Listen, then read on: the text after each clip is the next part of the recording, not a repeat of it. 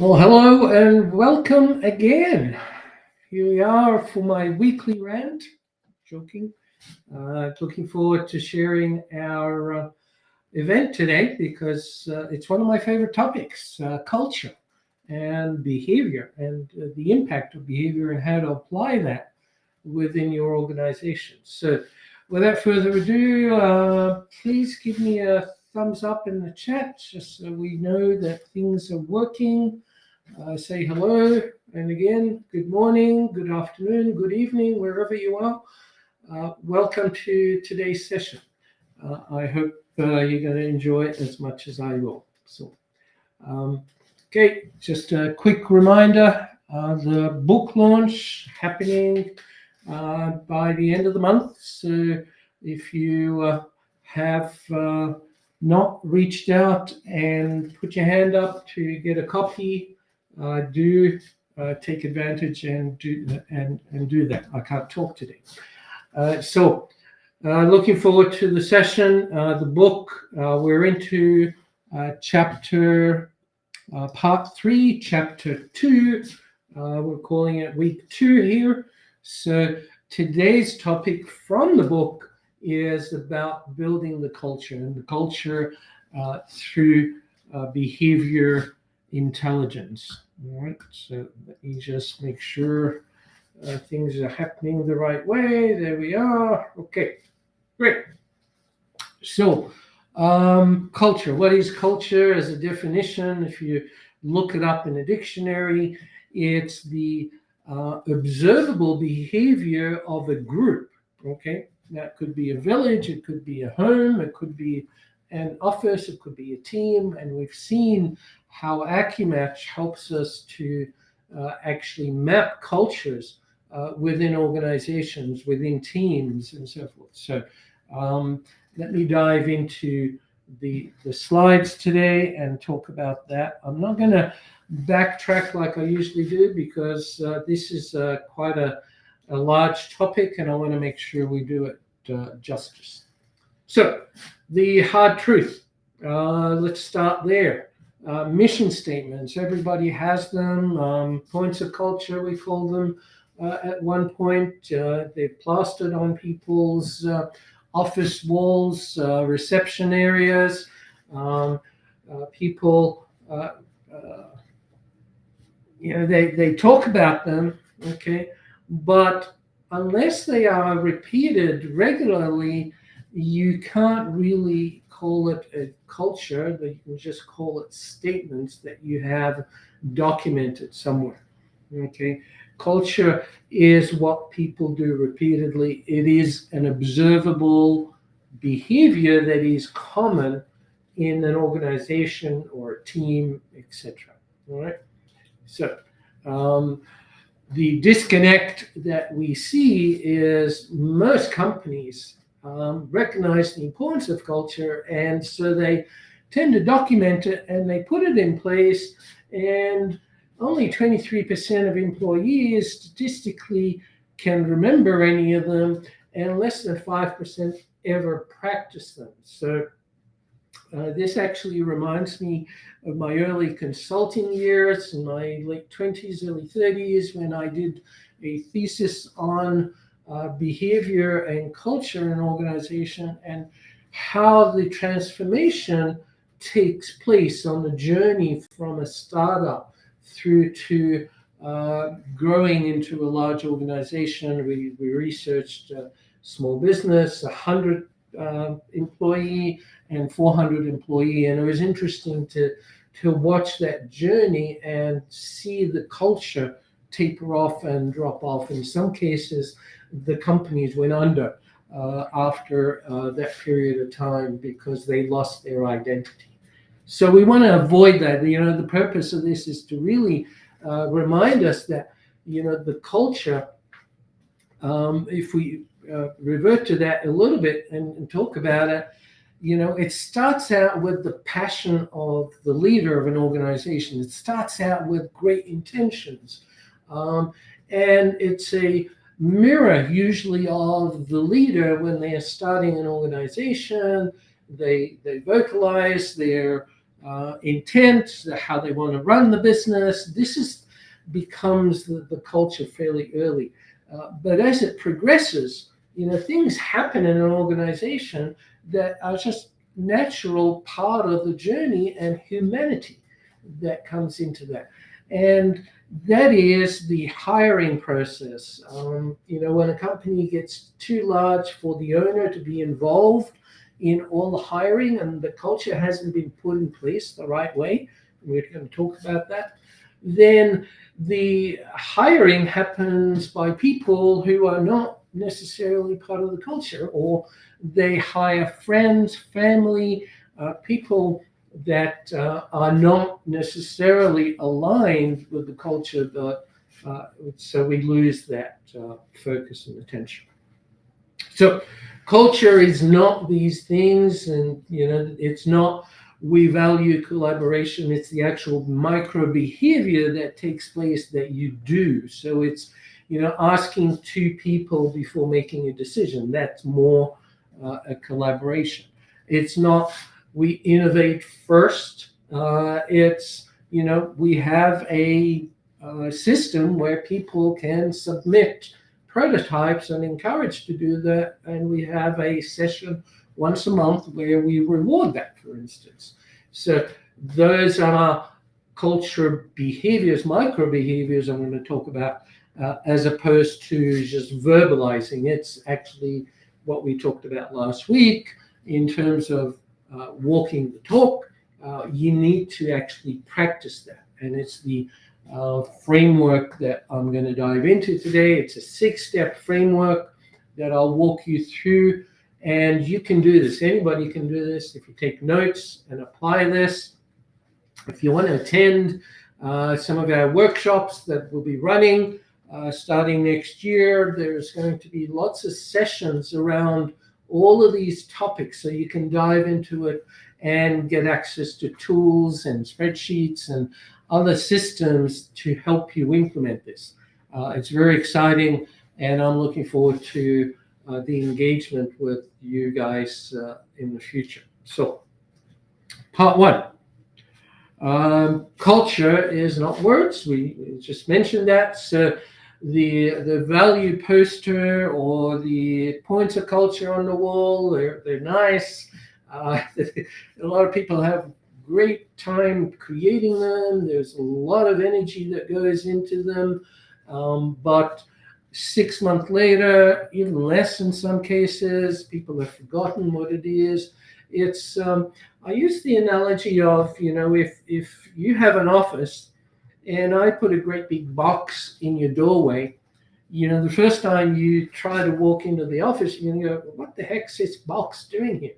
If it's too heavy for you to move, you'll find a way to get over it. And after a period of time of doing that, you don't even notice that the box is there. You figured out to get past it. And the same happens with stuff that we put up on a wall. If we don't actually practice to engage with that level of information on a regular basis and treat it as a foundation that's important, we become immune to it. We no longer see it. We no longer react to it. Okay, so words posted, behaviors don't change, and that's really the critical part.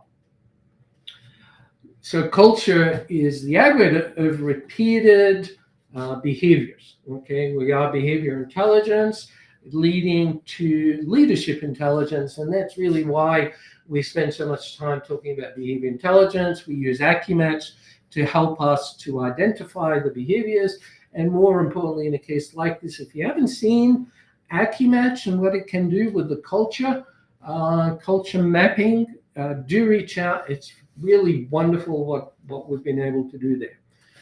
All right. So, in fact, when I was running the coaching firm, we had split out a department called culturography, and it focused on the use of Acumatch in organizations and building the culture and looking at the culture in many different ways, creating methodologies to do that. And we have all this information, and we'll be sharing that with you. So every micro behavior deposits into the culture credit. Okay, so pausing for input in a meeting to build collaboration. That is a habit that you need to get into, and encouraging the quiet people to participate. Let's get all the brains in the room actually participating. That's collaboration. Calling out mistakes, being okay with that and providing feedback, celebrating the wins. That's really important to do that. Okay, so the words are important, but the behavior is what builds the reality. Okay, and that's what culture really is. It's an observable behavior. I'm going to repeat that again, over and over again. You cannot have culture just between your ears. It is an observable behavior. Okay, so behavior intelligence. So pick 3 behaviors if you want. Do one a month. You don't have to do them all at the same time, but pick one. Let's say collaboration as an example. I'm going to cover some different ones throughout the session today. So ask 2 members for their input before making a decision. Rotate the facilitation of your meetings weekly. Let someone else run it. Pair people up. We've talked about P2PA that I created. Do all of these things in order to make sure that collaboration is lived. It's a behavior. It's not just talked about. Okay. Making values tangible. The traditional, we post the values up on the wall everywhere, maybe document it in brochures, on the website, mission statements, value statements, right? We've seen them millions of times. How many companies do you know of that actually practice those behaviors? Okay. Now, in coaching, we want to believe that all coaches practice the culture of integrity and honesty and, all of those critical elements of being a great coach, right? So ask the leaders to practice this, get them to pick one behavior. If you've got a team of people, assign different culture points for each person and get them to speak up when we break those cultures. Get them to hold people accountable to those behaviors so that you can track the accountability, track the results. Don't just talk about it. Make sure, we've said this a million times, what you measure will change. What you don't measure will never change. It's just between your ears. It's hopeful. It's wishful thinking. It's not really achievable. Okay. So keep an eye on the things that cause the undermining of that. In a lot of my organizations, one of the things that I like to catch early is collusion. Okay. The water cooler talk, if you like, right? That is negative. Instead of approaching people and talking to them directly, instead of bringing things forward in meetings, people go and chat about them in their corners and hide about them. That's something that is corrosive to your culture. You need to act on that quickly. Okay. Inaction equals tacit approval. Okay. So every uncorrected breach enforces itself. It's a behavior that is actually taking over, right? So, the rotten apple strategy, the recognizing that and allowing it to erode through your organization, it will quickly erode that. That's what I was talking about earlier in that study that I did. At some point that is allowed, and the owner identity and the identity of the company is eroded. And when you lose your identity as a company, because everybody is different, everybody has a different culture, different behavior, you have no longer that clarity that consumers can come to you and buy from you because of that identity. Okay, so set up some micro interventions. This is a good way of doing that. Pausing to refocus on the culture. So if you do allocate different people on your team to do this, make sure that they intervene. Okay, the interventions are important. They are critical. Otherwise, when we allow it, like that box in your doorway, if you allow it, it will stay there, right? It will become part of the norm, right? And culture is scalable. So that's the wonderful thing about culture is when you put it in place the right way, when you actually practice it as part of the rituals within your organizations, it can be contagious, if you like, throughout the organization. We've seen that in several organizations that are very successful very quickly, but at what point did they lose that? So my career started with IBM, where there was an amazing culture, and exactly what I was talking about happened within IBM. And in an organization like that, to pull it back, they had to go through a complete reorganization, retrenchments, all kinds of things in order to bring it back to the core culture that made that company amazing. And we see it with Google, we see it with many different organizations out there. So do remember that, if you allow that to take place, then people coming on board are just going to do whatever they think is relevant. They don't know the culture, they don't adhere to it, and you lose that identity. Okay, so have some weekly behavior adjustments or behavior reminders. When I was running the firm, once a month we would take a couple of points of culture and discuss them as a group, okay, in order to remind us what do those points of culture really mean, all right? What do those values mean to the team members, etc. Okay, so monthly reminders are great rituals, quarterly recognitions, or at least quarterly, worst case biannually, but keep doing it, okay? It's the habits that are recognized as observable behaviors. Map them. Use Acumatch to map the journey of your culture so that you can celebrate, right?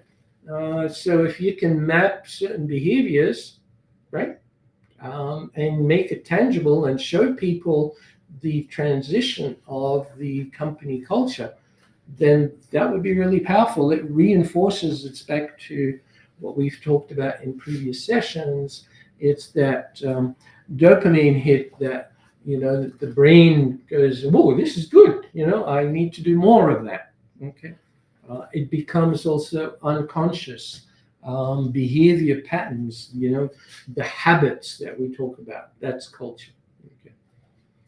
So list the micro behaviors. If you pick 3 rituals that you want to bring in place, right? Document the playbook, train the leads how they're going to do that, and make sure you have the level of accountability, and you can use peer-to-peer accountability, or you can put someone in charge of each point of culture or each value that you want to put in place. So loops are really what we're talking about, a repetition, if you like.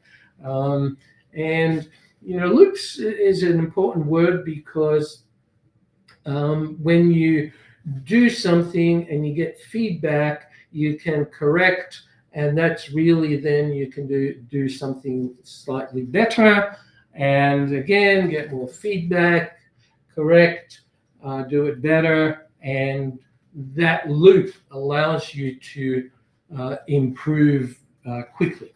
Okay.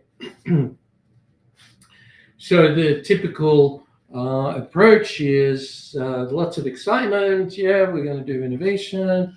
Everybody is encouraged to innovate. We don't have a system in place to encourage that, to allow that. So it drops off and we forget about it and it's no longer there, right? Habit loops are important because you can create new habits in 21 to 66 days, right? So in 1 to 3 months or 1 to 2 months, if you like, if you repeat something, depending on how often you repeat it, can happen very quickly. But if you don't repeat it, it will never happen, right? So you need to have the triggers, the cues, right? Put them in place so that you can remember to do these things. The routine takes place, reward it, make sure you put all these things in place. So when, maybe going back to that slide for a sec, when you recognize a ritual that you want to put in place, what are you going to do, right? You need to identify the cue. You need to put in place a strategy to have a routine, a checkpoint, if you like, and you need to reward it. It's simple, 3 simple steps, okay? So this is a good example, rewiring through repetition. You need to do that. You post the idea, you track it, you adjust the loop, and you do that feedback that I was just talking about. Point number 5, when culture breaks. All right, and it's important to remember that it will break. We call that the human factor, right? Allowing people to be human. It's what you do when something breaks that you decide to get back onto that, or you give up on it, okay?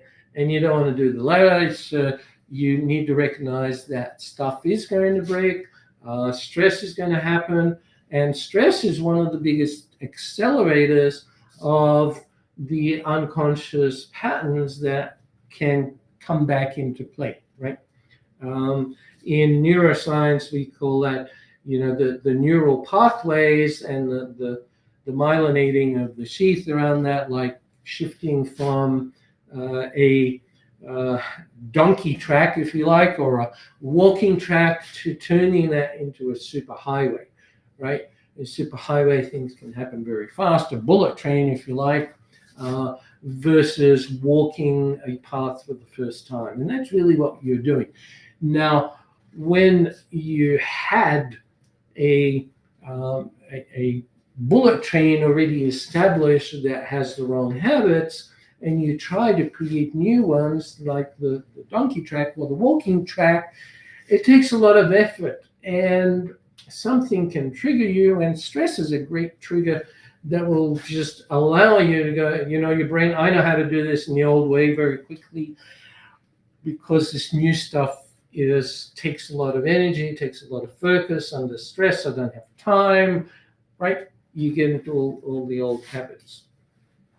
Okay, so that's the value of recognizing how to use stress deliberately to create that catching our ability to stay in control as opposed to reverting to the old ways. So you want to do that deliberately, create stress accelerators, right?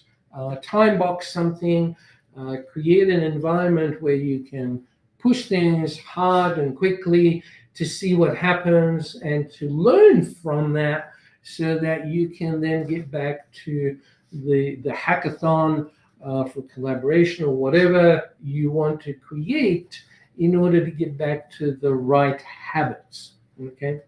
And so that is a powerful tool that you can use in your organization.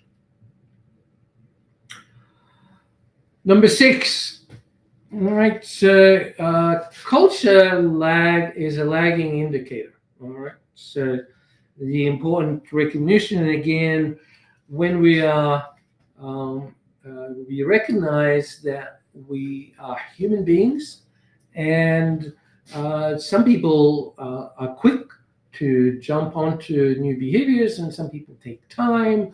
But all of that is really the indicator that you observe after a period of time. So it's a lagging indicator. Okay, your model change now.